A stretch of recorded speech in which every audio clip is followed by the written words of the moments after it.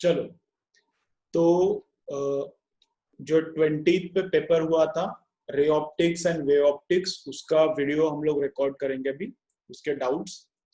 उसके पहले कुछ एनटीए के डाउट्स पूछे हैं स्टूडेंट्स ने, वो मैं पहले डिस्कस करता हूँ, उसके बाद पेपर के डाउट्स लेंगे। पेपर की ये डाउट्स है 15 18, ये यहाँ पर डाउट्स देखो, सीक्वेंस वाइज में डाउट्स ले रहा हूँ, ये सब डाउट सीक्वेंस वाइज ले रहा हूँ। तुमको कोई डाउट अगर तुमको नहीं चाहिए तो स्किप कर सकते हो, तो आगे ले सकते हो वीडियो, तो इसलिए ये सीक्वेंस इंपॉर्टेंट है, इस सीक्वेंस में डाउट्स होने वाला है, ठीक है। चलो, तो फर्स्ट डाउट है एनटीए का, पेपर में एक क्वेश्चन आया था, तो क्या क्वेश्चन है देखो, इतना ग्राम वाटर है 15.3 डिग्री पे, इतना ग्राम का वाटर है 36.5 डिग्री पे, और ये दोनों कैलोरीमीटर में मिक्स किया, इन दोनों को कैलोरीमीटर में मिक्स किया। कैलोरीमीटर का वाटर इक्विवेलेंट हमको निकालना है। वाटर इक्विवेलेंट मतलब कैलोरीमीटर कितना हीट ले रहा है, कितने वाटर जितना हीट ले रहा है, मतलब कैलोरीमीटर कुछ तो हीट लेगा, तो कैलोरीमीटर कितने ग्राम जितने वाटर का हीट ले रहा है, ऐसा रहता है। मतलब एक कैलोरीमीटर और इतना ग्राम का वाटर, एक कैलोरीमीटर और इतना ग्राम का वाटर, दोनों क्या है, सेम सेम है। कैलोरीमीटर को 1 डिग्री से गर्म करने के लिए जितना हीट लगता है, कैलोरीमीटर के लिए 1 डिग्री से गर्म करने के लिए जितना हीट लगता है, उतना है उसके वाटर इक्विवेलेंट को गर्म करने के लिए हीट लगता है। समझ रहे हैं क्या? अगर कैलोरीमीटर का वाटर इक्विवेलेंट आता है 50 ग्राम, कैलोरीमीटर का वाटर इक्विवेलेंट आता है 50 ग्राम्स, तो कैलोरीमीटर का 1 डिग्री रेज करने के लिए और वाटर का 1 डिग्री रेज करने के लिए, 50 ग्राम वाटर का 1 डिग्री रेज करने के लिए कितना हीट लगने वाला है, सेम।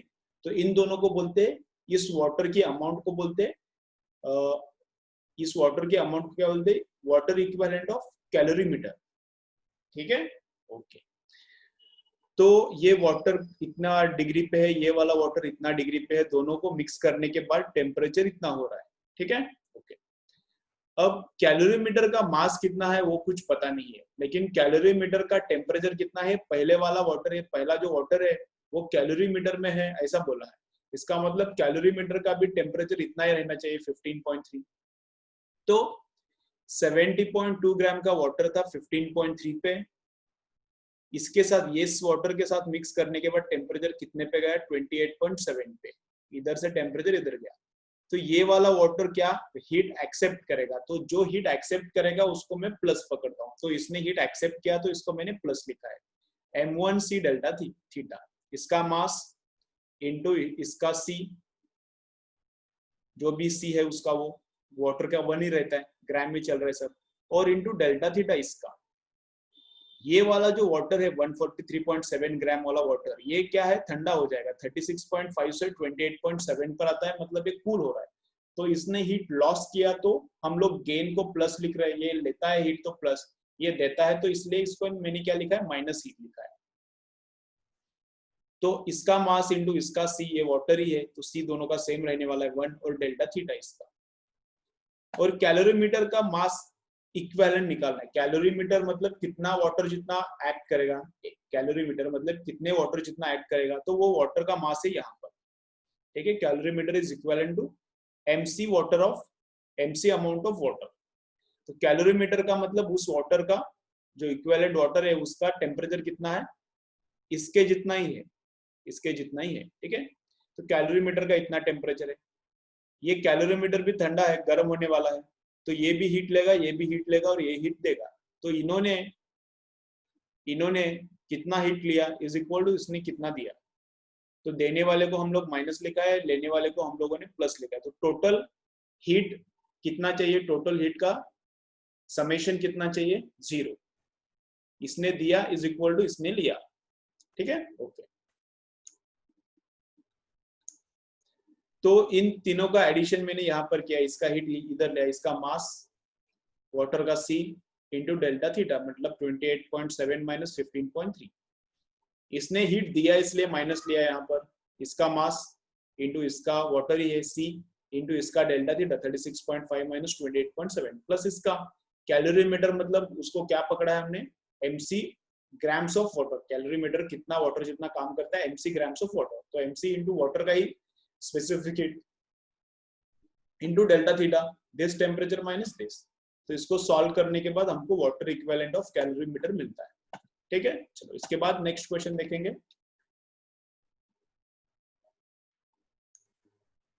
चलो, तो उसके बाद भी और एक क्वेश्चन है, ये भी एनटीए का ही क्वेश्चन है। यहाँ पर एक आइस का यहाँ पर एक पॉट है, यहाँ पर एक पॉट है, दोनों का मटेरियल डिफरेंट है और दोनों का डायमेंशन सेम है। इसमें भी आइस है और इसमें भी आइस है, सेम अमाउंट ऑफ आइस, लेकिन इसका आइस मेल्ट होने में 20 मिनट्स लगता है और इसमें जो आइस है उसको मेल्ट होने में 30 मिनट्स लगता है। ज्यादा टाइम लगता है मतलब बाहर से हीट अंदर आने को ज्यादा टाइम लगता है, इसको ज्यादा टाइम लगता है मतलब बाहर वाला हीट अंदर आने को ज्यादा टाइम लगता है। तो इसका केक कंडक्टिविटी क्या रहेगा, कम, इसका कंडक्टिविटी क्या रहेगा, ज्यादा रहेगा। ठीक है, तो कंडक्टिविटी का हमको कंपैरिजन करना है। तो क्यू, इसने कितना हीट लिया पूरा का पूरा आइस मेल्ट होने के लिए, क्यू, तो क्यू का फॉर्मूला क्या रहता है, हीट फ्लो। हाँ, ये क्यू है हीट फ्लो। हीट फ्लो का फॉर्मूला क्या रहता है, delta theta upon resistance, delta we upon resistance. जैसा इलेक्ट्रिसिटी में फॉर्मूला रहता है वैसा ही यहाँ पर भी फॉर्मूला रहता है। करंट यह है, लेकिन हीट का करंट, हीट का फ्लो, हीट का flow is equal to voltage difference upon resistance. तो वोल्टेज डिफरेंस यहाँ पर क्या रहता है, यहाँ पर पोटेंशियल डिफरेंस मतलब टेम्परेचर का डिफरेंस रहता है। तो बाहर का टेम्परेचर माइनस अंदर का टेम्परेचर, इनका डिफरेंस डिवाइडेड बाय रेजिस्टेंस। यहाँ पर रेजिस्टेंस कैसा रहता है, हीट ट्रांसफर में रेजिस्टेंस रहता है एल अपॉन के। के कंडक्टिविटी है, थर्मल कंडक्टिविटी, ए एरिया है जिस एरिया में से हीट ट्रांसफर होता है, एल है क्या, लेंथ की जिसके थ्रू हीट को जाना पड़ता है। तो ये अपना फॉर्मूला है, इसको मैंने सीधा करके ऐसा लिखा है। ठीक है, तो टोटल हीट इसके अंदर कितना गया उसका क्या फॉर्मूला आएगा, ये है हीट फ्लो, ये है पर सेकेंड का फ्लो। तो टोटल फ्लो, टोटल हीट अंदर कितना गया तो टाइम से मल्टीप्लाई करना पड़ेगा इसको। अगर टाइम से मल्टीप्लाई किया तो ये आता है टोटल हीट फ्लो, टोटल अंदर हीट कितना हीट गया। तो इसके अंदर टोटल हीट कितना गया और इसके अंदर टोटल हीट कितना गया वो सेम रहना चाहिए, क्योंकि दोनों में आइस क्या मेल्ट होता है, same amount of ice melt होता है। तो दोनों, इसके अंदर हीट कितना गया उतना ही हीट इसके अंदर गया, तो heat 1 is equal to heat 2।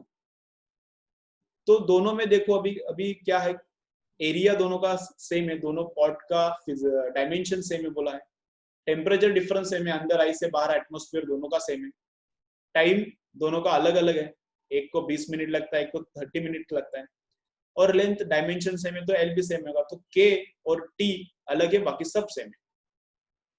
तो बाकी सब इधर का इधर को कैंसिल हो जाएगा, बचेगा यहाँ पर K1 T1, यहाँ पे बचेगा K2 T2। तो K1 अपॉन एक K2 is equal to T2 upon T1। तो T2 30 है, T1 कितना है 20 है, तो 1.5 आंसर आता है।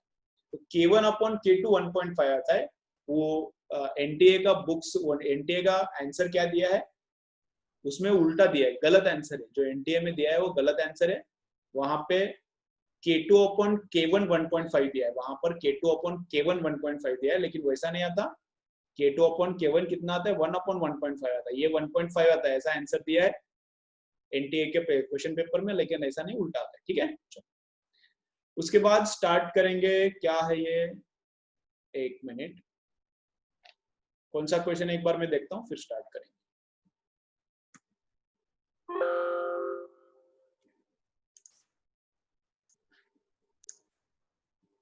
तो डायफ्रैक्शन का क्वेश्चन है ये, पेपर का ही क्वेश्चन। अब यहाँ से पेपर के क्वेश्चन स्टार्ट होते हैं। तो क्या पूछा है, फर्स्ट सेकेंडरी मिनिमा रहता है, जो फर्स्ट सेकेंडरी मिनिमा रहता है, अगर ये सपोज अगर ये फर्स्ट सेकेंडरी मिनिमा है तो ऊपर के ये डायफ्रैक्शन है मतलब 1 ही स्लिट रहेगा। तो ऊपर के कोने से आने वाला इधर लाइट और नीचे से कोने, नीचे का कोने से इधर आने वाला लाइट, तो ऊपर से लाइट आने वाला और नीचे से लाइट आने वाला, इन दोनों लाइट्स के रेज में फेज डिफरेंस कितना है ये पूछा है। ठीक है, तो मैं सब फॉर्मूला यहाँ पर इकट्ठा किया है मैंने तुमको, ताकि रिवीजन अच्छा हो जाए। तो अगर ये nth ब्राइट है, nth ब्राइट मतलब nth सेकेंडरी मैक्सिमा, अगर ये nth ब्राइट है, nth सेकेंडरी मैक्सिमा बोलते हैं उसको डायफ्रैक्शन में, तो ये वाला डिस्टेंस रहता है nth सेकेंडरी मैक्सिमा का सेंट्रल ब्राइट तो बीच में रहेगा, 0 पे रहता है, 0 डिस्टेंस पे, उससे ही डिस्टेंस मेजर करते हैं। तो उससे ये nth bright nth secondary maxima कितना डिस्टेंस पे रहेगा, ये रहता है लीनियर डिस्टेंस। तो लीनियर डिस्टेंस का ये फॉर्मूला है 2n + 1/2 लैम्बडा d/a। ठीक है, यंग्स डबल स्लिट को क्या रहता है, यहाँ पे प्लस की जगह पे माइनस रहता है, और ये फॉर्मूला अगर प्लस की जगह पे माइनस कर दिया तो जो फॉर्मूला बनता है यहाँ पर स्मॉल डी बनता है, और जो फॉर्मूला बनता है वो आता है डार्क का फॉर्मूला आता है।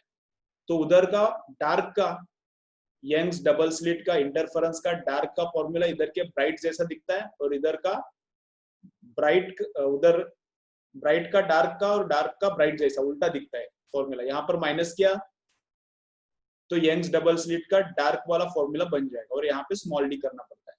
ठीक है, चलो। तो xn मतलब ये लीनियर डिस्टेंस का फॉर्मूला ऐसा रहता है 2n + 1/2 lambda D by A. n मतलब क्या है, ब्राइट का number, first bright, second bright, third bright, ऐसा ब्राइट का नंबर रहता है n मतलब। ठीक है, ओके। तो फर्स्ट ब्राइट का डिस्टेंस चाहिए तो फर्स्ट पुट करो, सेकेंड का चाहिए तो 2 पुट करो, थर्ड का चाहिए तो 3 पुट करो, ऐसा।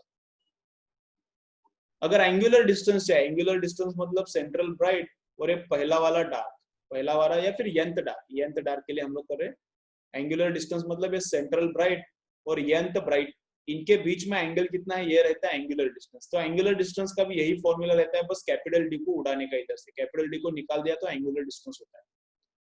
और पाथ डिफरेंस का फॉर्मूला क्या होता है, ये है पाथ डिफरेंस, पीएच हो गया है लेकिन ये पाथ डिफरेंस का फॉर्मूला क्या है, ऊपर से आने वाला रे और नीचे से आने वाला रे, इनके बीच में पाथ डिफरेंस कितना रहता है, वापस वही फॉर्मूला, लेकिन डी भी निकालने का और ए भी निकालने का। डी निकाला तो एंगुलर डिस्टेंस होता है, डी और एक ए भी निकाला तो पाथ डिफरेंस होता है। तुमको फेज डिफरेंस चाहिए तो लैम्डा के जगह पे क्या पुट करने का, 2 पाई पुट करने का, तो फेज डिफरेंस मिलता है। तो एक ही फॉर्मूला रट्टा मारना है, उसमें से हम लोग सब निकाल सकते हैं। ये डार्क का फॉर्मूला है, डार्क मतलब सेकेंडरी मिनिमा बोलते हैं, ब्राइट को सेकेंडरी मैक्सिमा बोलते हैं। nth डार्क मतलब nth सेकेंडरी मिनिमा, उसका लीनियर डिस्टेंस का ये फॉर्मूला है। एंगुलर डिस्टेंस का फॉर्मूला कैपिटल डी निकालने के बाद, कैपिटल डी और ए दोनों निकालने के बाद जो आता है वो आता है पाथ डिफरेंस। लेकिन हमको यहाँ पर क्या चाहिए, phase difference.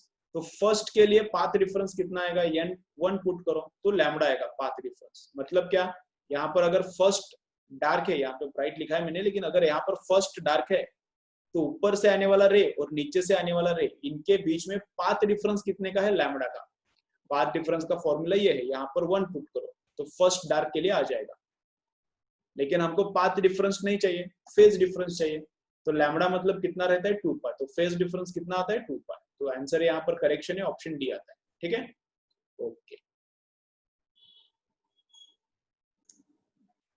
Then question number 18 में क्या बोला है, ऐसा एक वेव है और ऐसा एक वेव है, इनका जब इंटरफेरेंस होगा, इनका जब सुपरपोजिशन होगा तो टोटल एम्पलीट्यूड कितना रहेगा, रिजल्टेंट एम्पलीट्यूड। तो रिजल्टेंट एम्पलीट्यूड का फॉर्मूला क्या है, a1 square plus a2 square plus 2a1 a2 into cos of phase difference. तो फेज डिफरेंस कितना, यहाँ पर भी कॉस है, साइन है, यहाँ पर भी साइन है, यहाँ पर इपोक है ही नहीं, 0 है, और यहाँ पे π/3। तो ये ओमेगा टी जो पूरा एंगल, इसका फेज ओमेगा टी और इसका फेज कितना है, ओमेगा टी प्लस π/3। तो इनका सब्ट्रैक्शन लिया तो आंसर कितना आता है, π/3। तो इन दोनों एंगल का सब्ट्रैक्शन लिया तो π/3। तो π/3 यहाँ पर पुट करो और कैलकुलेट करो, आंसर आता है ऑप्शन सी। क्वेश्चन नंबर 23 में क्या बोला है, देखो थोड़ा अच्छा क्वेश्चन है। यहाँ पर सोर्स है, एक लाइट का रे डायरेक्ट जाता है आंख में, इसका इंटेंसिटी है I। एक लाइट का रे ऐसा जाता है वाटर पर से रिफ्लेक्ट होकर ऐसा आंख में जाता है, और इसका इंटेंसिटी है I/4। तो ये जो रास्ता है, इससे इस रास्ते का लेंथ कितना ज्यादा है, 1.5 मीटर ज्यादा है। यहाँ से जब रे आता है तब उसको कितना ज्यादा डिस्टेंस काटना पड़ता है, 1.5 मीटर। तो उसके वजह से उनके बीच में पाथ डिफरेंस होता है, पाथ डिफरेंस है तो फेज डिफरेंस होता है, फेज डिफरेंस होता है तो यहाँ पर कुछ तो इंटेंसिटी में फर्क पड़ेगा। तो रिजल्टेंट इंटेंसिटी कैसे निकालने का, I1 plus I2 plus 2 root I1 I2 into cos of phase difference between this and this. अब फेज डिफरेंस कैसे निकालने का, तो यहाँ निकाला है 3 मीटर लैम्डा दिया है ना, 3 मीटर मतलब 2 पाई का फेज डिफरेंस, पूरा लैम्डा मतलब 2 पाई का आधा लैम्डा, 1.5 मतलब कितना, आधा ही हो जाएगा पाई। तो 1.5 मीटर लेंथ का डिफरेंस है ना, इससे ये वाली लेंथ 1.5 मीटर से ज्यादा है। 1.5 मीटर मतलब कितना, आधा लैम्डा। हाफ लैम्डा मतलब 2 पाई, तो 2 पाई का आधा मतलब पाई। तो फेज डिफरेंस कितने का है, पाई का है। तो यहाँ पर पाई पुट करो, जो आंसर आता है वही आंसर है, यहाँ पर भी करेक्शन है। देन क्वेश्चन नंबर 26 में क्या बोलता है, देखो यहाँ पर वाटर है, इधर इधर ग्लास है, एयर में से ऐसा रे आता है 60 डिग्री पे। तो जब रे ग्लास पर इंसिडेंट होता है, तब एंगल ऑफ इंसिडेंस कितना है?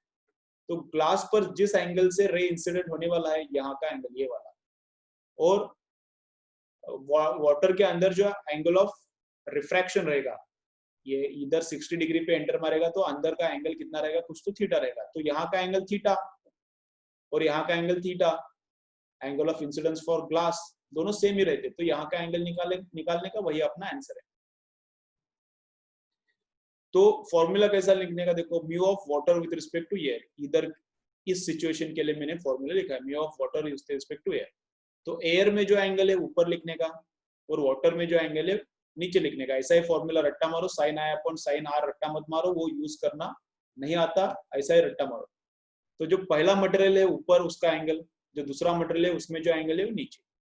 तो ये वाटर का म्यू कितना है 4/3, एयर का एंगल ऊपर, एयर में एंगल कितना है 60, तो 60 ऊपर, वाटर में एंगल कितना है वो थीटा, वही निकालने का थीटा। तो इसको सॉल्व करो, ये उल्टा सीधा करके सॉल्व किया है तो ऑप्शन डी आता है। ठीक है, ये लिखने का तरीका याद रखो, ये न्यू स्टूडेंट्स जो भी है लिखने का तरीका याद रखो। पहले वाला है जो मटेरियल है ऊपर, mu of water with respect to air, तो जो पहला है उसमें जो एंगल है ऊपर और जो दूसरा है उसमें जो एंगल है वो नीचे लिखने का। लेकिन म्यू का फॉर्मूला लिखते वक्त उल्टा करना रहता है। म्यू का जब फॉर्मूला हम लोग लिखते हैं तब उल्टा करना रहता है।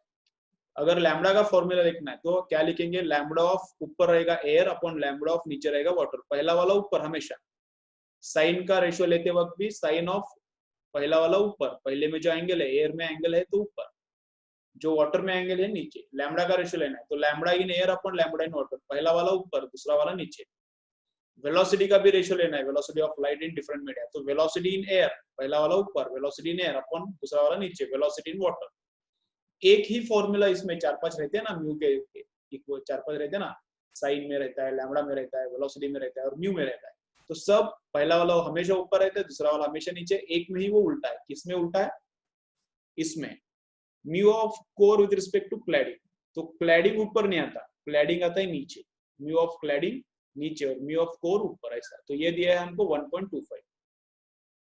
ठीक है, अब क्या बोल रहा है, mu of core with respect to cladding इतना दिया है, तो उसको मैंने वो ऐसा लिखा है और वो 1.25 है। तो कोर और यहाँ पे क्लैडिंग के ऑप्टिकल फाइबर में कोर अंदर रहता है, क्लैडिंग बाहर रहता है। तो ये जब रे ऐसा आएगा क्रिटिकल एंगल पे तो बाहर कितना एंगल करके जाएगा, 90 डिग्री करके जाएगा।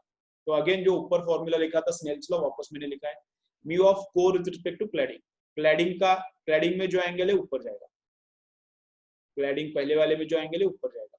तो क्लैडिंग में एंगल कितना है 90 है ना, इधर बाहर जाके 90 बनता है, यहाँ पे क्रिटिकल है तो बाहर जाके 90 बनता है। तो क्लैडिंग में 90 है तो साइन ऑफ 90 यहाँ पे लिखा नीचे।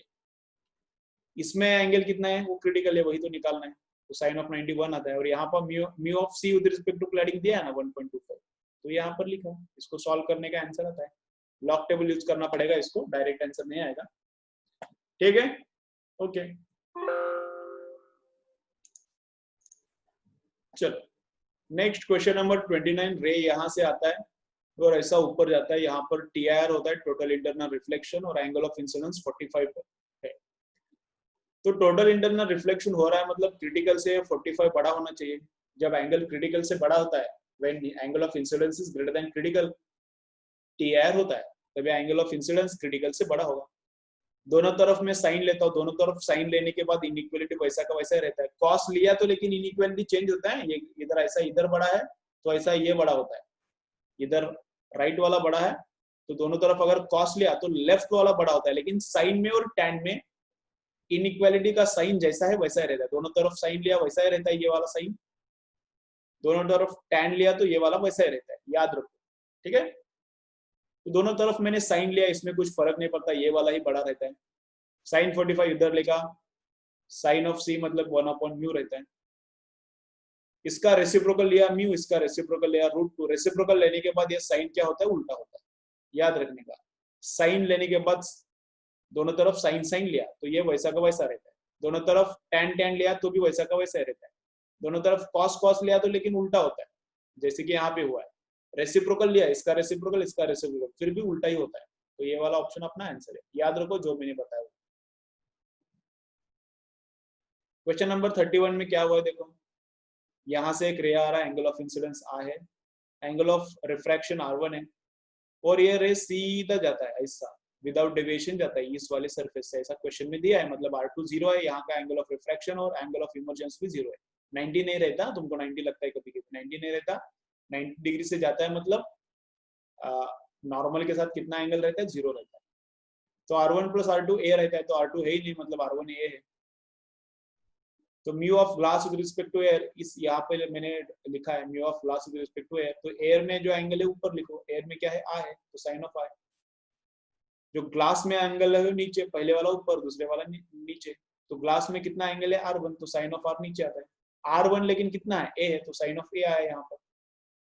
लेकिन एंगल बहुत छोटा है बोला है, एंगल बहुत छोटा है, तो साइन A और A दोनों सेम ही रहेगा, तो इधर A लिया मैंने, n इंटू A होता है ये, तो sine of I is equal to NA, तो I इज इक्वल टू इसका साइन इनवर्स, ये आंसर है, ठीक है, ओके। क्वेश्चन नंबर 34 में देखो क्या हो रहा है। तो क्वेश्चन नंबर 34 में देखो क्या है, यहाँ पर ऑब्जेक्ट है और उसका वेलोसिटी दिया है इतना, तो x डायरेक्शन में वेलोसिटी 3 है और j डायरेक्शन में 4 है, मतलब ऊपर जा रहा है 4 वेलोसिटी से। तो ये है ऑब्जेक्ट का वेलोसिटी, इधर 3 है i डायरेक्शन में, j डायरेक्शन में 4। तो इमेज का वेलोसिटी कैसा रहेगा, ये इधर जा रहा है तो इमेज भी इधर ही जाएगा 3 वेलोसिटी से, ये इधर जा रहा है मिरर के टुवर्ड्स, तो इमेज भी मिरर के टुवर्ड्स जाएगा, तो मिरर का वेलोसिटी इधर रहेगा 4, ये जो इमेज है उसका वेलोसिटी इधर रहेगा 4 और इधर रहेगा 3, तो ये 3 आई डायरेक्शन में वेलोसिटी 3 और ये क्या है नेगेटिव j, तो -4j, तो ये वेलोसिटी आएगा इमेज का। तो यहाँ पर भी करेक्शन है, ऑप्शन सी करेक्ट है। क्वेश्चन नंबर 35 में मैग्निफिकेशन दिया है, मैग्निफिकेशन -3 क्यों लिया है मैंने, क्योंकि रियल है, 3 दिया है वहां पर, लेकिन मैंने -3 लिया है क्योंकि रियल है इमेज। तो जब भी रियल इमेज रहता है मैग्निफिकेशन माइनस रहता है, और जब भी इमेज ये वर्चुअल इमेज रहता है तब मैग्निफिकेशन क्या रहता है, प्लस रहता है। रियल इमेज उल्टा ही रहता है, रियल इमेज उल्टा ही रहता है, और वर्चुअल इमेज हमेशा सीधा रहता है। तो रियल का उल्टा रहता है, इसलिए मैग्निफिकेशन हमेशा निगेटिव आता है। निगेटिव मैग्निफिकेशन मतलब रियल इमेज मतलब निगेटिव मैग्निफिकेशन, ऐसा हम लोग पकड़ सकते हैं। मैग्निफिकेशन का ये भी फॉर्मूला रहता है, तो ये यहाँ पर मैंने पुट किया है, इसका यूज करेंगे बाद में। फोकल लेंथ दिया है, फॉर्मूला है ये, तो 1 फोकल लेंथ जो दिया है वो डाल दिया। v कितना इधर से डाला, v is equal to 3u, v is equal to 3u इधर डाला, u एज इट इज, इसको सॉल्व किया तो आंसर मिलता है, ये अपना आंसर आता है फिर, ठीक है, ओके।